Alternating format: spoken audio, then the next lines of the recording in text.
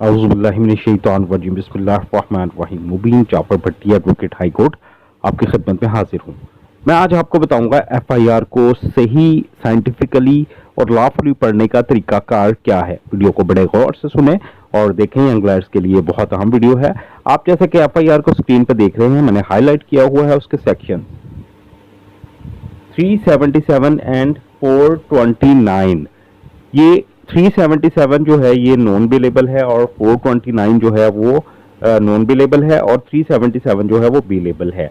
Billable, non billable और after arrest और pre arrest bell से हटकर मैं ये आपको टॉपिक सिर्फ इसमें ये बताऊंगा कि आपने इसको पढ़ना किस तरह से है।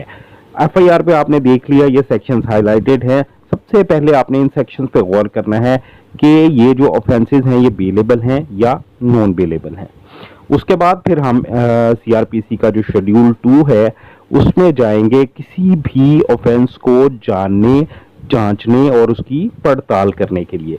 तो आइए देखते हैं ये शेड्यूल 2 क्या है और इसको किस तरह से पढ़ना होता है। इसके 8 कॉलम्स हैं और उन 8 कॉलम्स को हमने किस तरह से पढ़कर एफआईआर का अंदाजा लगाना है कि जो एफआईआर है इसका मतन ठीक है या गलत है, जो ऑफेंसेस उसके ऊपर हाईलाइट किए गए हैं वो सही हैं या गलत है। तो देखते हैं, सबसे पहले हम जो शेड्यूल 2 है उसके ऊपर जाएंगे। यही हमें सारी कहानी बताएगा और इसका प्रोसीजर बताएगा कि इस एफआईआर को हमने किस तरह से डील करना है। मैंने देखा है कि ये 80% जो स्टूडेंट्स हैं उनको ये नहीं पता होता, या यंग लायर्स 10 ईयर्स तक भी मैंने देखा है लोगों को आइडिया नहीं है। सबसे पहले कॉलम नंबर 2 में, कॉलम नंबर 3 में देखें, whether the police may arrest without warrant or not, यानी ये कॉग्निजेबल ऑफेंस है या कॉग्निजेबल ऑफेंस नहीं है। उसके नीचे लिखा हुआ है yes may arrest without warrant, इसका मतलब है ये कॉग्निजेबल ऑफेंस है।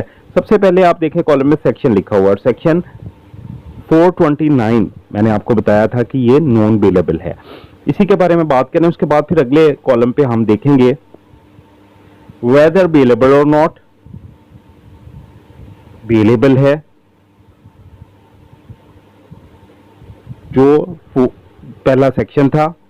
उसके बाद फिर वेदर कंपाउंडेबल और नॉट, नॉट कंपाउंडेबल, यानी इसमें सुलह राजीनामा हो सकता है या नहीं हो सकता। उसके बाद फिर आएंगे punishment under the PPC, punishment कितनी है, जुर्माना कितना है। उसमें वो बता रहा है इम्प्रिजनमेंट ऑफ इधर डिस्क्रिप्शन फॉर 5 years और फाइन और विद बोथ, यानी 2 जुर्माना और 5 साल तक की सजा है। यानी ये 497 में प्रोहिबिटरी क्लॉज में फॉल नहीं करता। यही इस शेड्यूल को देखने का फायदा है। और किस अदालत में ये जाएगा, court of magistrate of the first class, session court में जाएगा, उनकी ये क्या जुरिस्डिक्शन बनती है या नहीं बनती, यही इस शेड्यूल को देखने का हमारा इसमें हमें बताएगा कि ये कंपाउंडेबल भी नहीं है और ये कौन से कोर्ट में जाएगा और इसके सेक्शन बेलेबल हैं या नॉन बेलेबल हैं। उसके बाद आखिरी मरहला आता है एफआईआर को का जो मतन है उसको पढ़ने का। जब आप उसको पढ़ेंगे तो आपको इसका बखूबी अंदाजा हो जाएगा कि ये जो सेक्शंस आपके ऊपर उन्होंने लगाए हैं पुलिस ने, आया कि ये सही है या नहीं।